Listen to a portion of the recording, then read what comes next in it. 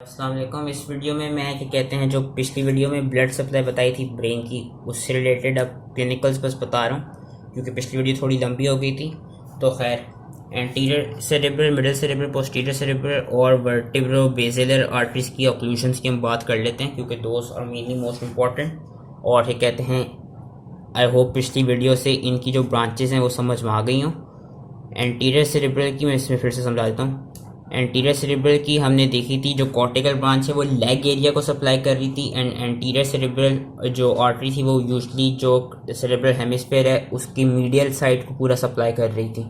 तो जब भी अगर एंटीरियर कम्युनिकेटिंग आर्टरी जो है, जो इन दोनों एंटीरियर सेरेब्रल को वो कर रही है, यूनाइट कर रही है, उससे डिस्टली कोई भी अगर ओक्लूजन होगी एंटीरियर सेरेब्रल की, तो होगा क्या पेशेंट में?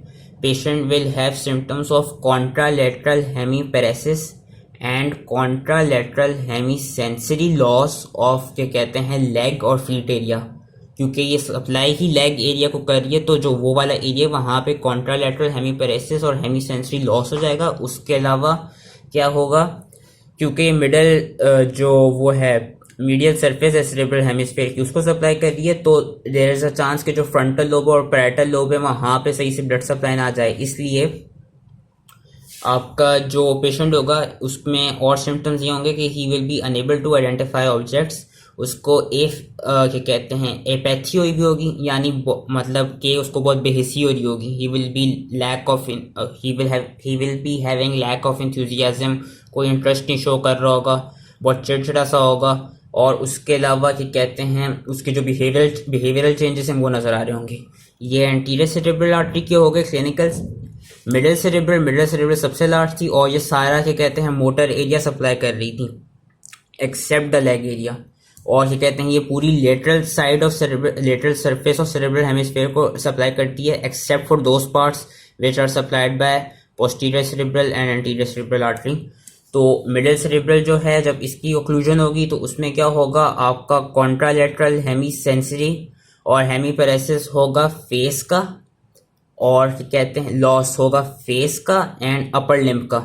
उसके अलावा एफेजिया होगा, स्लर्ड स्पीच होगी पेशेंट को, क्योंकि ये कहते हैं जो आपका ब्रोकास और वर्निक्स एरिया होते हैं वो यूजली इधर ही लाई कर रहे होते हैं, आपके कहते हैं लेटरल साइड पे, टेम्पोरल लोब लेटरल साइड पे लाई कर रहे होते हैं, तो इसलिए क्या कहते हैं एफेजिया हो जाएगा। उसके अलावा कॉन्ट्रालेटरल होमोनिमस हेमियानोपिया होगा, क्योंकि जो ऑप्टिक रेडिएशन है उस जगह पे ब्लड सप्लाई नहीं जा रही होगी।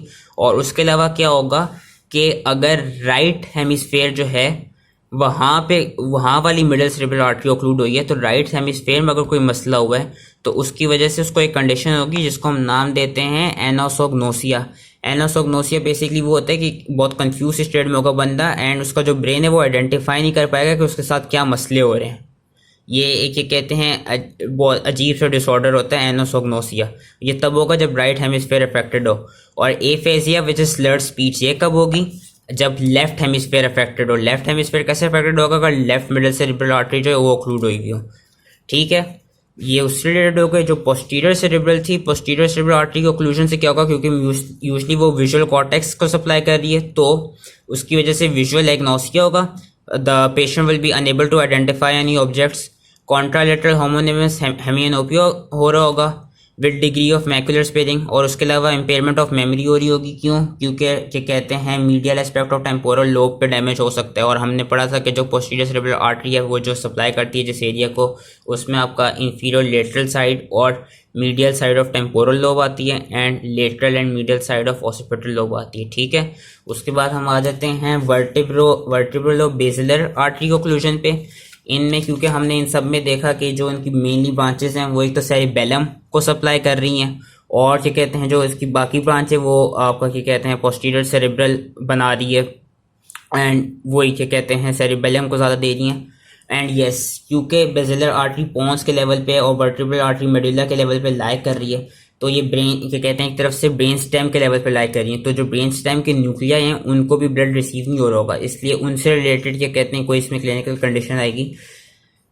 मोस्ट इंपॉर्टेंटली सेरिबेलम, क्योंकि superior cerebellar, anterior inferior cerebellar, posterior inferior cerebellar, ये सारी ब्लड सप्लाई सेरिबेलम तक लेके ही नहीं जा रहे होंगे अगर इन इस पूरे रीजन में कहीं पर ओक्लूजन हो गया तो उससे क्या होगा, जितने भी जो भी क्या कहते हैं क्लिनिकल्स होते हैं सेरिबेलम से रिलेटेड, आपका क्या कहते हैं वर्टिगो हो गया, निस्टैग्मस हो गया, इप्सिलेटरल हॉर्नर सिंड्रोम हो गया, इप्सिलेटरल एटैक्सिया हो गया, वो सब कुछ होगा इसमें। उसके अलावा ipsilateral loss of gag reflex होगा, डिस्फेजिया होगा, the person would be unable to swallow, and hoarseness उसकी होगी आवाज़ में। क्यों होगी? क्योंकि क्या कहते हैं, मैंने कहा है कि ये पॉन्स और जो मेडुला का लेवल है वहाँ पे सप्लाई कर रही है, वहाँ पे कुछ क्रेनियल नर्व के न्यूक्लियाई होते हैं। इन इसको ipsilateral loss of gag reflex यूँ होगा क्योंकि जो आपकी ग्लोसोफिरिंजियल नर्व है उसका न्यूक्लियाई जो है वहाँ पे ब्लड सप्लाई सही नहीं जा रही होगी, और जो आपका वेगस नर्व वाला न्यूक्लियाई है उसको नहीं जा रही होगी, तो उस वजह से उसको हॉर्सनेस ऑफ वॉइस हो रही होगी। ठीक है, उसके अलावा कुछ और क्या कंडीशंस हैं?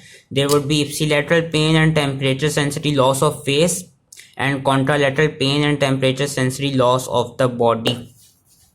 So these were the most important clinicals related to the क्या कहते हैं the blood supply of brain. I hope आपको ये वाली वीडियो भी एंड पिछली वीडियो भी समझ आ गई हो. If not, then you can ask me in the comments for any help. So that was it. Thank you.